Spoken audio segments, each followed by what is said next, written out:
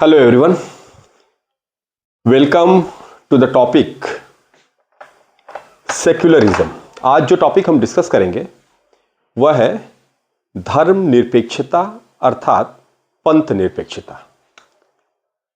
Secularism अंग्रेजी में कहते हैं सेक्युलरिज्म।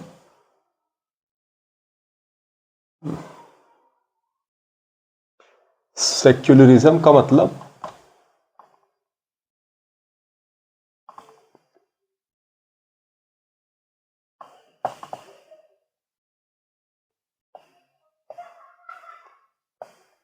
पंथ निरपेक्षता।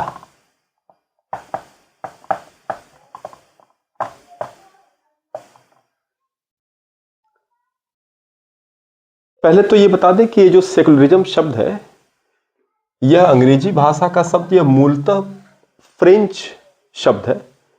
सेक्युलर,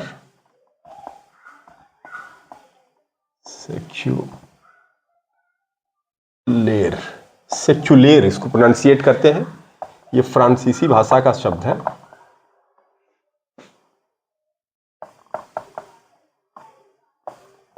फ्रांसीसी भाषा का शब्द है फ्रेंच, और इसका मतलब होता है पृथक करना।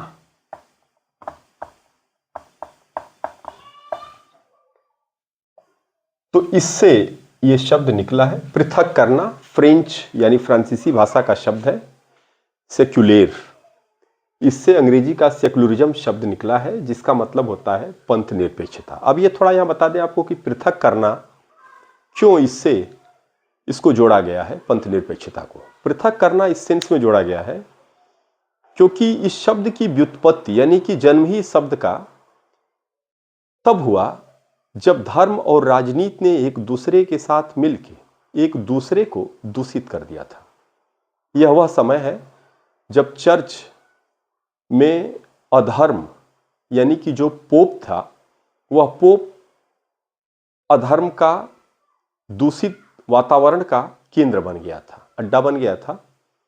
धर्म ने जनजीवन को इस तरह से जकड़ लिया था कि व्यक्तियों का जीवन धर्म का गुलाम हो गया था, दास हो गया था। व्यक्ति ही नहीं, बड़े बड़े राज्य, बड़े बड़े साम्राज्य, राजा, वो सब पोप के नतमस्तक थे, चर्च के अधीन थे। और पोप जब चाहता था, जैसा चाहता था वैसी सजा देता था, वैसा आदेश देता था। और राज्य, साम्राज्य और राजा, चाहे जितना बड़ा राजा हो, उसको चर्च के आदेश का पालन करना पड़ता था। चर्च बुराइयों का केंद्र हो गया था और इस रूप में दूषित हो गया था कि एक ऐसा समय आ गया था जब चर्च में जो पोप हुआ करता था, जो सर्वोच्च धर्माधिकारी था, वह एक मोक्ष का पत्र बांटने लगा, पेपर ऑफ इंसॉल्वेशन। मोक्ष का पत्र क्या था कि आप इस सांसारिक जीवन में रहते हुए पोप से पैसा देकर अगर मोक्ष का प्रमाण पत्र खरीद लेते हैं तो मरने के बाद आप सीधा जन्नत आपको नसीब होगा, यानी आप स्वर्ग में जाएंगे। और इसलिए ऊंची कीमत लगा के ज़्यादा से ज़्यादा पैसा देके जो धनी वर्ग था वह पोप से मोक्ष का प्रमाण पत्र खरीदता था। तो खुद चर्च जो अधर्म का, बुराइयों का अड्डा बन गया था, अनाचार का अड्डा बन गया था, उसने लोगों के जनजीवन को इस तरह से ग्रस्त कर लिया, राज्यों को इस तरह से ग्रस्त कर लिया कि जो राज्य लोगों के कल्याण का केंद्र होना चाहिए वह लोगों के जीवन को गुलाम बना रहा था। तो जरूरत महसूस की गई कि धर्म को, अगर धर्म से राज्य को पृथक नहीं किया गया तो यह सबके विनाश का कारण बनेगा और कल्याण का कार्य पीछे छूट जाएगा। इसलिए यह पृथक करने वाले शब्द से पंथ निरपेक्षता यानी सेक्युलरिज्म शब्द का जन्म हुआ। तो किसको किससे पृथक करना है? इसका मतलब हुआ धर्म से राजनीति, धर्म और राजनीति, धर्म से राजनीति को पृथक करना यानी अलग करना। तो अगर देखा जाए तो पंथ निरपेक्षता का जो कॉन्सेप्ट है वह है धर्म से राजनीति को पृथक करने के लिए। अब आगे बढ़ते हैं। ये जो एक बात और है यहां समझने की कि कई बार धर्मनिरपेक्षता और पंथ निरपेक्षता दोनों को एक ही समझ लेते हैं, पर ऐसा नहीं है। धर्म और पंथ दो अलग अलग चीजें हैं। धर्म की परिभाषा करते हुए लिखा गया है धर्म इति धार्यत्रे। किसी भी रिलीजन में सही बात तो यह है कि जो रिलीजन शब्द है वह रिलीजन शब्द को यह सही तरीके से ध्वनितार्थ भी नहीं करता। जो धर्म है बिल्कुल विशिष्ट है, अलग है। धर्म का मतलब किसी भी धर्म में धर्म की परिभाषा यह होती है कि नैतिकता और कर्तव्य से जुड़े रहना। इसीलिए हमारे यहाँ हिंदू मैथोलॉजी में धर्म को धर्म इति धार्यत्रे, यानी कि धर्म वही है जो धारण करने लायक है। तो धर्म वह मॉरल मूल्य है, वह मॉरल वैल्यू है जिसे धारण किया जा सके, जिसे स्वीकार किया जा सके। यहाँ पर धर्म और पंथ अलग है। पंथ दरअसल पूजा की पद्धति है। किसी भी धर्म में जो पूजा, इबादत, प्रेयर की अपनी अलग अलग जो रिचुअल्स हैं, जो अलग अलग परंपराएं हैं, परिपाटी है, जो पद्धति है, उसको पंथ कहते हैं। यानी कि पंथ जीवन पद्धति है कि किस तरह से आप धार्मिक जीवन में, आध्यात्मिक जीवन में किस प्रकार से किन परंपराओं का, किन पद्धतियों का अनुसरण आप करते हैं, किन रिचुअल्स का आप अनुसरण करते हैं, वह पंथ है। जबकि धर्म का मतलब होता है कि धार्मिक या नैतिक या कर्तव्य जो आपके अनुदानित हैं उनको करना, यह धर्म है। तो यहाँ स्पष्ट है। इसलिए ये जो हमारा चैप्टर सेकुलरिज्म है, इसको सही अर्थ में धर्मनिरपेक्षता नहीं, पंथ निरपेक्षता शब्द ही परिभाषित करता है। अब आगे बढ़ते हैं कि जो पंथ निरपेक्षता की पश्चिमी और भारतीय अवधारणा है उसमें अलग क्या है। जैसा कि हमने बताया कि पंथ निरपेक्षता की जो शुरुआत पाश्चात्य देशों में शुरू हुई, वहां पे इसलिए शुरू हुआ क्योंकि धर्म और राजनीति ने एक दूसरे को जकड़ लिया था, इसलिए एक दूसरे को अलग करना था। इसी कारण आप अगर ध्यान से देखें तो यूरोप में धर्म सुधार आंदोलन, अगर आप थोड़ा आपको याद आ रहा हो, धर्म सुधार आंदोलन, इसी के साथ पुनर्जागरण आंदोलन, यह सारे आंदोलन चलाए गए। यही नहीं, 18वीं शताब्दी के उत्तरार्ध में, 18वीं शताब्दी के उत्तरार्ध में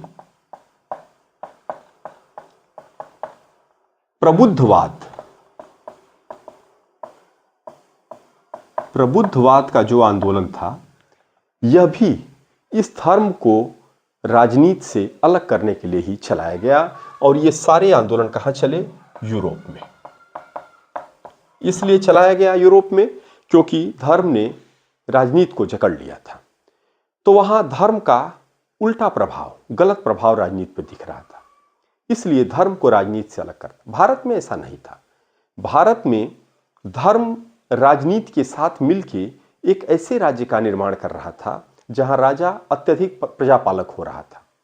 राजा प्रजा के हितों का ध्यान रखता था, राजा प्रजा को अपनी औलाद की तरह समझता था। और इसीलिए आप भारतीय पुरातन चिंतन परंपरा में जितने लोगों को पढ़ेंगे, चाहे वो कौटिल्य हो, चाहे महाभारत हो, चाहे भीष्म का भाष्य हो, चाहे जितनी आप परंपराएं पढ़ेंगे, हर जगह राजा के लिए कहा गया है कि राजा प्रजा का वैसे ही ख्याल रखेगा जैसे एक पिता अपनी औलादों का ख्याल रखता है। तो यहाँ धर्म और राजनीति एक दूसरे को दूषित नहीं कर रही थी, एक दूसरे को संभालने, सहारा देने का कार्य कर रही थी। इसीलिए भारतीय परंपरा में, भारत में धर्म से राजनीति को पृथक नहीं करते। कहते हैं पंथ निरपेक्षता का क्या अर्थ निकालते हैं?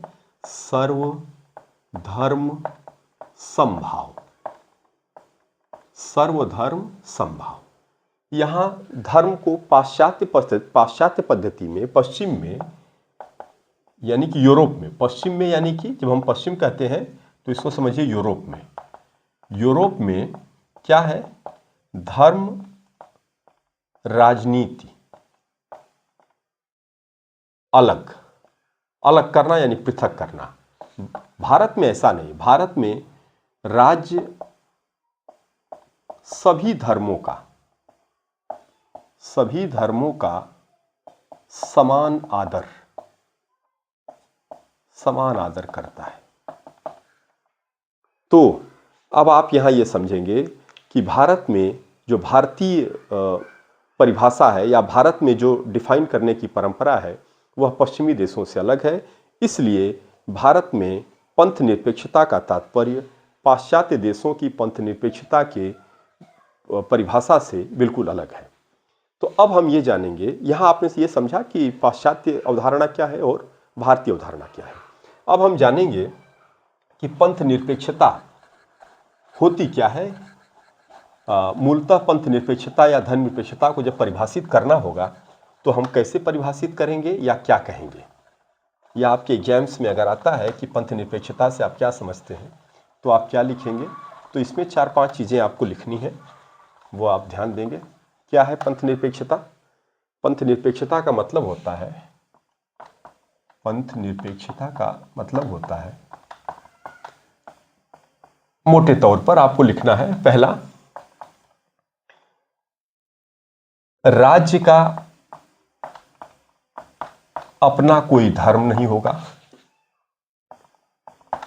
राज्य का अपना कोई धर्म नहीं होगा, पहली बात तो यह हो गई। दूसरी बात क्या है? राज्य सभी धर्मों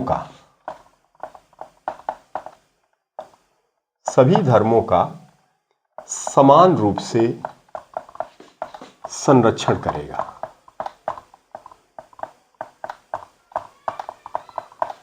तीसरी बात क्या होगी? धर्म निजी आस्था का विषय है।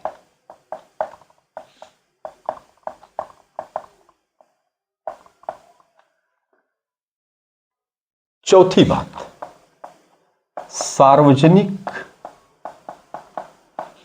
कार्यों को धार्मिक दृष्टि से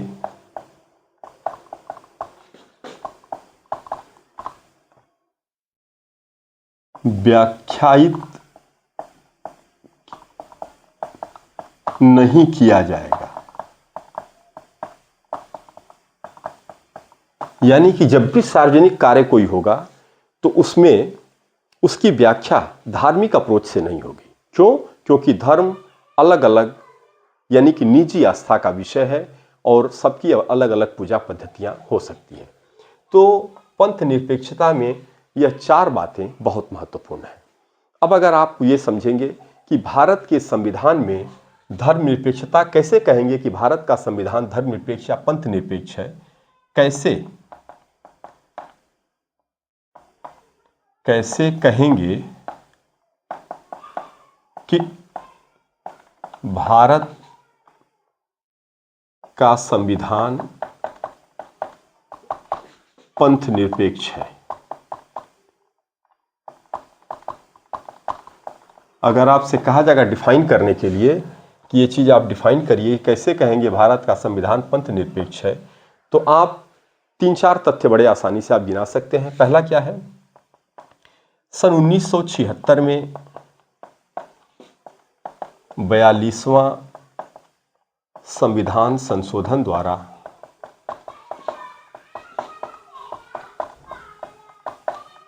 संविधान के प्रस्तावना में पंथ निरपेक्षता शब्द जोड़ दिया गया है।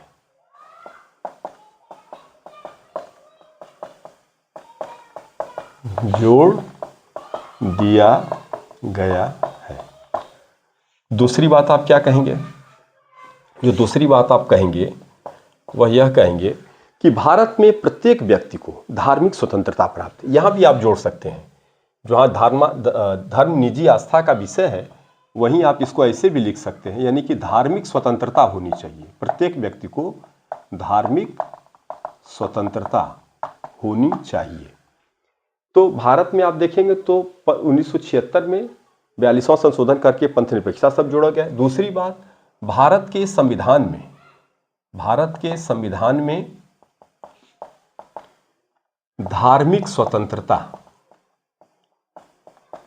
स्वतंत्रता को अनुच्छेद 25 से 28 तक मौलिक अधिकार के रूप में, मौलिक अधिकार के रूप में शामिल किया गया है,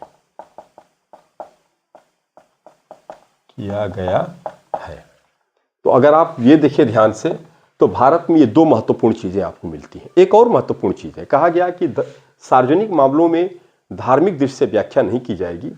तो आप इसको भी देख सकते हैं, भारत के संविधान में क्या कहा गया है कि राज्य कभी भी व्यक्तियों के बीच धर्म, जाति, लिंग, संप्रदाय, यानी संप्रदाय का मतलब धर्म, और भाषा और क्षेत्र के आधार पर कोई भेदभाव नहीं करेगा।